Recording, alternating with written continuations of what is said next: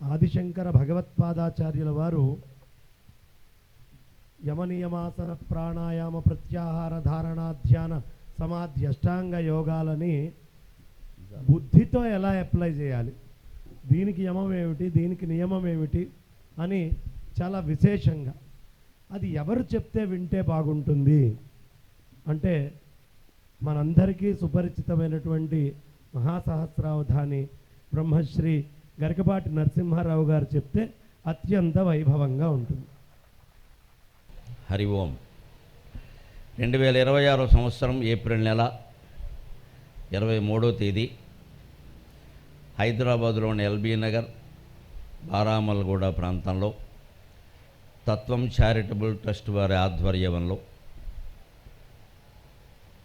జరుగుతూ ఉన్న శ్రీమద్ శంకరాచార్య రచించిన అపరోక్షానుభూతి అయినటువంటి తాత్విక ప్రకరణ గ్రంథ వ్యాఖ్యానానికి మీకు అందరికీ హృదయపూర్వకంగా స్వాగతం పలుకుతున్నాం. వందే మాతర గీతం వెలువడి 150 ఏళ్ళు అయిన సందర్భంగా కేంద్ర ప్రభుత్వం ఈ సంవత్సరాన్ని వందే మాతర సంవత్సరంగా ప్రకటించింది. దేశభక్తి ప్రపూరితమైన ఈ నిర్ణయాన్ని గౌరవిస్తూ మనం వందే మాతర నినాదంతో ఈ ప్రవచనాన్ని ప్రారంభం చేస్తున్నాం. వందే మాతరం, వందే మాతరం, వందే మాతరం. ఈ మధుర స్వరార్చనములో ఈ కమనీయ కవిత్వ సంపదల్ తల్లి భారతమాత. ఈ మధుర స్వరార్చనములు ఈ కమనీయ కవిత్వ సంపదల్ ఈ మురిపాల దేవతలు ఈ పదునారు మహోపచారముల్. ఈ మధుర స్వరార్చనములు ఈ కమనీయ కవిత్వ సంపదల్ ఈ మురిపాల దేవతలు ఈ పదునారు మహోపచారముల్. ఈ మమకార బంధములు, ఈ మమకార బంధములు, ఈ నదులీ సరస్సుల్ సముద్రముల్. ఈ మధుర స్వరార్చనములు ఈ కమనీయ కవిత్వ సంపదల్ ఈ మురిపాల దేవతలు ఈ పదునారు మహోపచారముల్. ఈ మమకార బంధములు, ఈ నదులీ సరస్సుల్ సముద్రముల్. నీ మగనీయ గర్భమున తల్లి భారతమాత, నీ మగనీయ గర్భమున నే జనించుటగాదే చేకురిన్.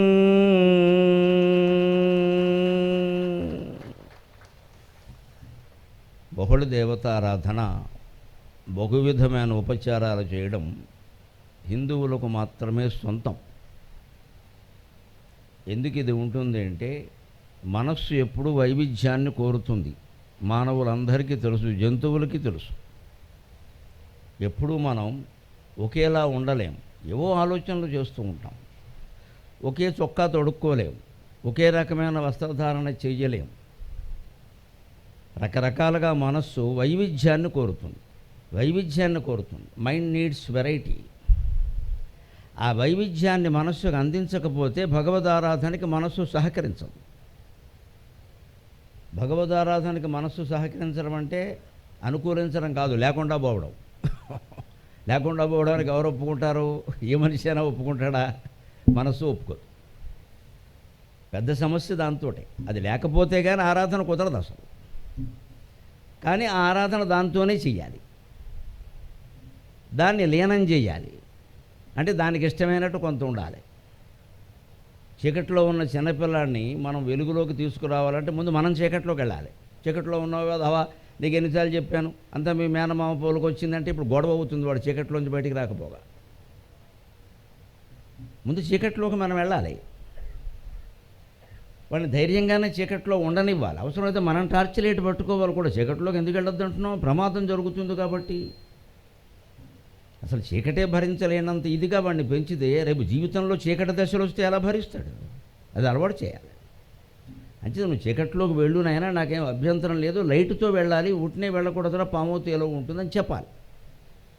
ఆ వయస్సుకి చెప్తే అర్థం కాకపోయే లక్షణం ఉంటే మనం కూడా ఉండాలి. మనం ఉన్నామన్న ధైర్యంతో ఆయన ముందుకెడతాడు, మనం ఆయన రక్షణ చూసుకుంటాం, ఆయన స్వేచ్ఛగా తిరుగుతాడు. మనస్సేన అంతే. మనస్సు జీవితం సంసారం అనే చీకట్లో పడింది. సంసారం అంటే ఫ్యామిలీ లైఫ్ అనుకోకుండా పొరపాటు. పుట్టింది మొదలు చచ్చే వరకు ఉన్నదాన్నంతా సంసారం అంట. సంసారం అంటే కుటుంబం అనే మాట తెలుగులో వచ్చింది, కానీ సంసారంలో సంస్కృతంలో లేదు, హిందీలో లేదు, ఏ భాషలో లేదు. సారీ సంసారమే అంటారు హిందీలో. అంటే మొత్తం ప్రపంచంలోని అర్థం, కుటుంబం కాదు. శంకరాచార్య సాహిత్యం అంతా సంసారం అనే మాట ఎక్కడ వచ్చినా మొత్తం జీవితం, అది కుటుంబం కాదు. అందుకని చీకట్లో ఉన్నటువంటి మనస్సుని, ఈ సంసార జీవితంలో మొత్తం జీవితంలో చీకట్లో పడికొట్టుకుంటున్నటువంటి మనస్సుని బయటికి తీసుకురావాలి అంటే ముందు మనం చీకట్లోకి వెళ్ళాలి. అంటే మనస్సుకి ఏది ఇష్టమో అది కొంత చెయ్యాలి, తప్పదు. అందుకే మనకి దేవతలు.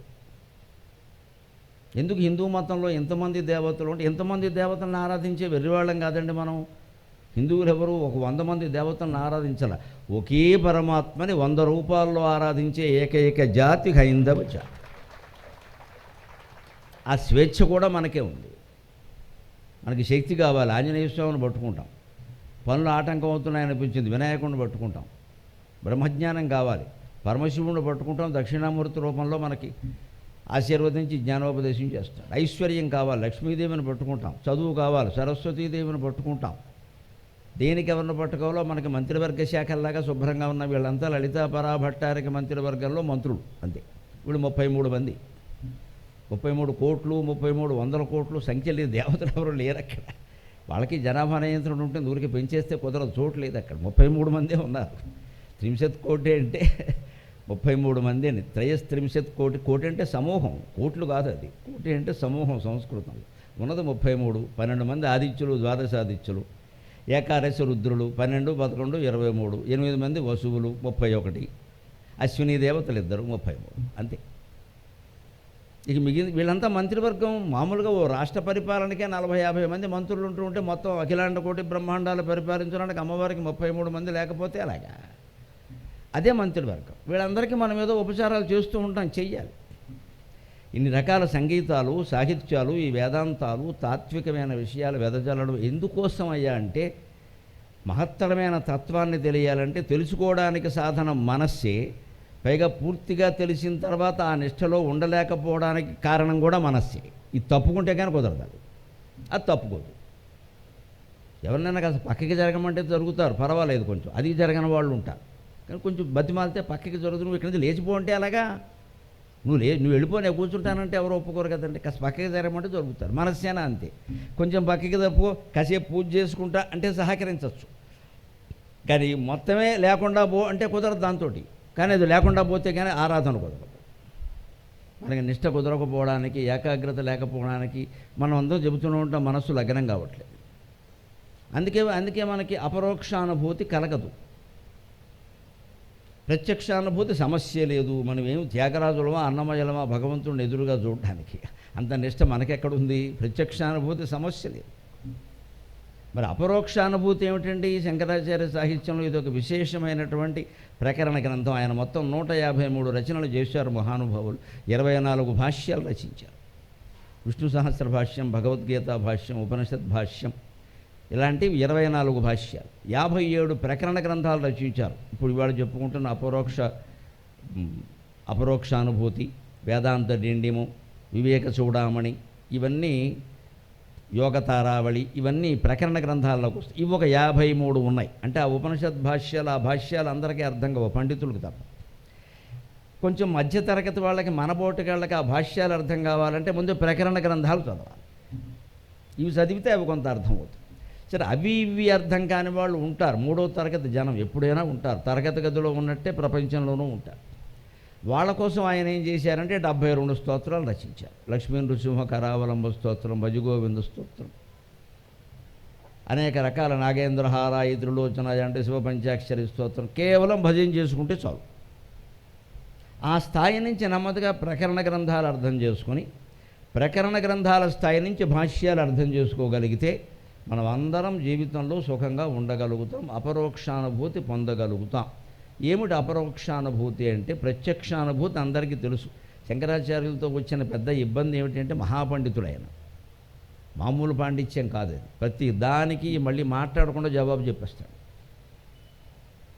అందుకని ఆయన అద్వైతం గురించి కూడా అడిగారు. ఆయన అద్వైతం అంటారు ఏమిటంటే, అద్వైతం అంటే రెండు కాదు అని అర్థం కదా.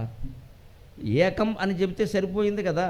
ఒక మాటలో ఏకం అంటే ఒకటే కదా, రెండు కాదు కదా. ఏకం అంటే స్పష్టంగా ఉంది కదా. అద్వైతం అని ఎందుకు అంటున్నారు అంటే ఆయన అన్నాడు, అసలు నువ్వు ఎందుకు అంటున్నావు బయటికి అన్నాడు.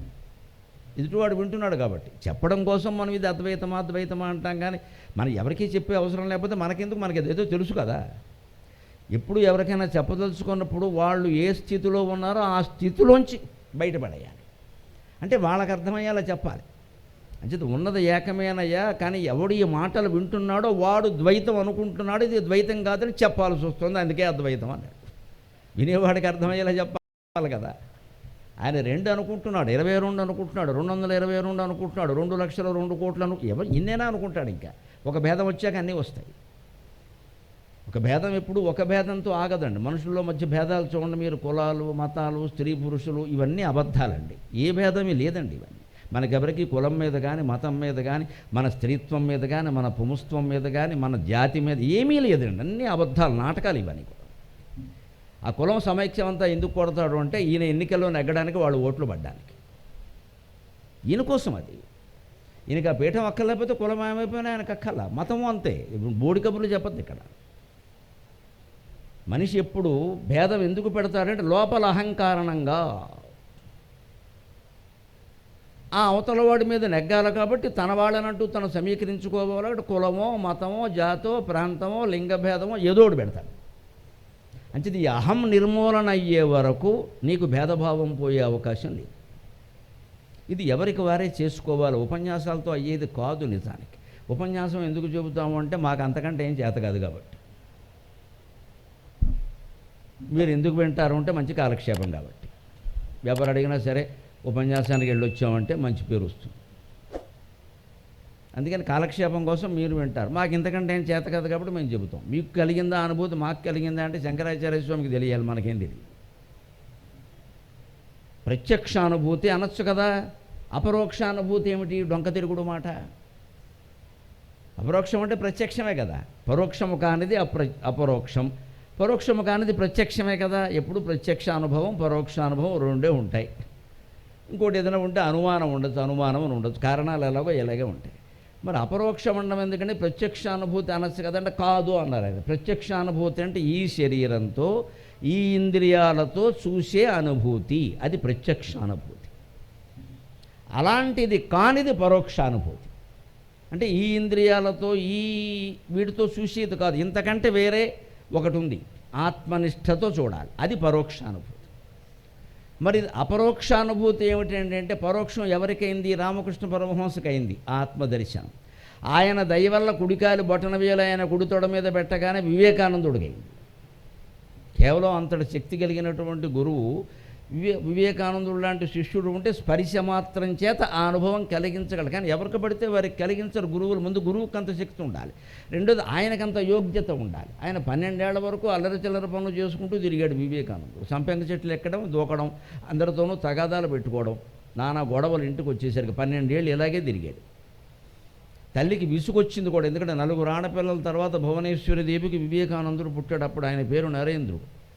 ఈయన చేసే అల్లరి భరించలేక ఆవిడ శివుడితో మొత్తుకుంది. ఏమిటంటే ఆవిడ కొడుకులు లేకపోతే, అందరూ కుమార్తెలే ఉన్నారు, కొడుకు లేకపోతే ఎలాగిది నడవాలి కదా సంసారం, అపుత్రస్య గతిర్నాస్తి, ఈ నమ్మకాలన్నీ అప్పట్లో ఉన్నాయి కదా అని శివుణ్ణి ప్రార్థించి నాకు కొడుకునియ్యవయ్యా అంటే ఆయన వివేకానందుడిని ఇచ్చాడు, నరేంద్రుడు. ఈయన చేసే అల్లరి భరించలేక ఆవిడ శివుడితో ఏమందంటే, పరమ వివేకానంద జీవిత చరిత్రలో ఉంటుంది ఈ మాట చమత్కారంగా, నేను కొడుకునిమ్మంటే నీ దగ్గర ఉండే భూతప్రేత పిశాచాల్లో ఓ దాని కిందకు బారేసేవయ్యా అంది ఆవిడ. ఈ అల్లరి భరించలేక. కొడుకంటే మంచి కొడుకుని అర్థమా? నీ దగ్గర భూతప్రేత పిశాచాల్లో ఖాళీగా ఏ పని లేకుండా వాడు ఒకటి కిందకు దోచినట్టు ఇప్పుడు చంపేస్తున్నాడు, నేను ఇక్కడ రోజో తాగాదా వస్తుంది. మరి ఇలాంటి వాడే నరేంద్రుడే వివేకానందుడయ్యాడు. ఎందుకయ్యాడు? జన్మాంతరమైనటువంటి క్రియా విశేషం. అది ఈ జన్మలో చేసింది కాదు. రమణ మహర్షి అనగా, జడ్డుకృష్ణమూర్తి గారు అనగా, వివేకానందుడు అనగా మహానుభావులు వీళ్ళ జీవిత చరిత్రలు చదివితే ఖచ్చితంగా 12 ఏళ్లప్పుడు 13 ఏళ్లప్పుడు పరిణామం జరుగుతుంది, వెళ్ళిపోతారు ఇంటి నుంచి. వాళ్ళని మనం ఆపకూడదు. వాళ్ళని ఆపడం అంటే మన దౌర్భాగ్యంలోకి వాళ్ళని లాగుతున్నాం అన్నమాట. అంతటి కృషి ఆయన జన్మాంతరంలో చేయడం వల్ల ఇక్కడ ఈ 12 ఏళ్ళు ఏదో అల్లరి చేసుకుంటూ ఏంటండి ఆయనకి విసుగ్గా ఉంది, అందుకే అల్లరి చేస్తున్నాడు. ఇది ఆయనకు వాంఛించలేదు ఈ విషయాన్ని. ఈ చదువులు, ఈ మిత్రులు, ఈ కుటుంబ బంధం ఇవన్నీ వాంఛించలేదు ఆయనకు అందుకే విసుగ్గా ఉంది చాలా. అందుకే ఆ విసుగుని అల్లరి రూపంలో వ్యక్తం చేస్తాడు. చిన్నపిల్లలను కూడా మీరు గమనించకూడదు, చదువు ఇష్టం లేకపోతే అల్లరి చేస్తాడు, చదువు ఇష్టమైన వాడు అల్లరి చేయడు. అంటే దానికి జన్మ ఎత్తడం, దీని గురించిన కృషి, ఏదో కుటుంబ బాధ్యతలు ఇదంతా ఇష్టం లేదు, అందుకే అల్లరి చేశాడు ఆయన. ఆ అల్లరికి మందు పరమహంస వేశాడు.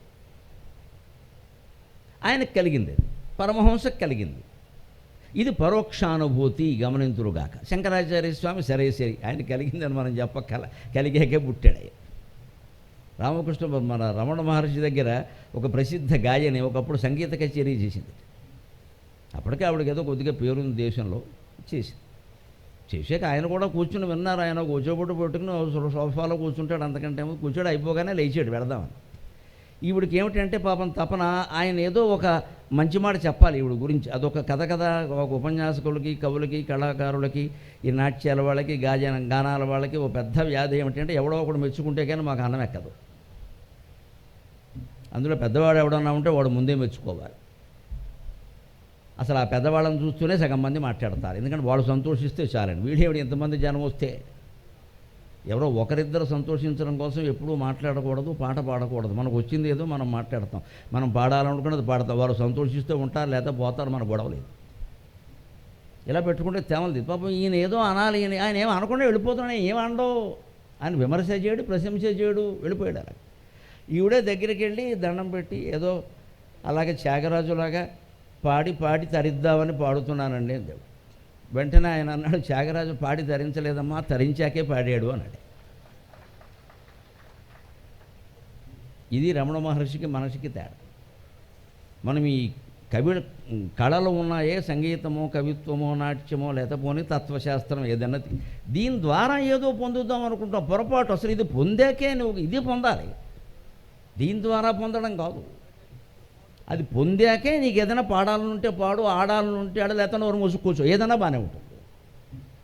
వివేకానందుడు అద్భుతమైన ఉపన్యాసాలు ఇచ్చాడు పొందాక. జిడ్డు కృష్ణమూర్తి గారు మహోపన్యాసాలు ఇచ్చాడు, 150 దేశాల్లో తిరిగాడు పాస్పోర్ట్ లేకుండా. అది విచిత్రం, ఎందుకంటే పాస్పోర్ట్ మీద ఒక దేశం పేరు నేను రాయను అన్నాడు ఆయన. నేను ఒక దేశానికి చెందినవాడిని కాదు, నేను రాయను అన్నాడు. అయితే పాస్పోర్ట్ రాదు, రాకపోతే మీ కర్మ మానేయండి అన్నాడు ఆయన. నేను రాను విదేశాలు అన్నాడు. చచ్చినట్టు విదేశాల వాళ్ళు ఈయన ఉపన్యాసం వినడం కోసం దేశం పేరు రాయవలసిన అవసరం లేకుండా, క్యాస్ట్ పేరు రాయవలసిన అవసరం లేకుండా, ఏమి క్యాస్ట్ పేరు ఎలాగో రాయాలనుకోండి, దేశం పేరు రాయవలసిన అవసరం లేకుండా పాస్పోర్ట్ ఇప్పించి ఆ మహానుభావుని 150 దేశాలు తిప్పారు. That is Jiddu Krishnamurti. నా తత్వం మీకు వినాలనుంటే ఈ పని చేసుకోండి, లేదా మానేయండి. మిమ్మల్ని బతిమాలాలి, మీ గురించి నా పద్ధతులు మార్చుకోండి, నేను ఏ దేశానికి చెందినవాడిని కాదు అన్నాడు.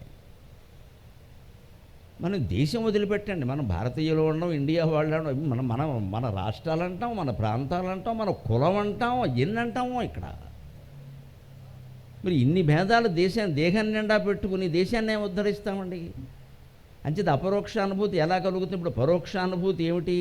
వివేకానందుడికో, పరమహంసకో, కృష్ణమూర్తి గారికో, శంకరాచార్య స్వామికో కలిగింది మనం పుస్తకాల్లో చదువుతామే, అది పరోక్షానుభూతి. మనది కాదు, అది వారిది.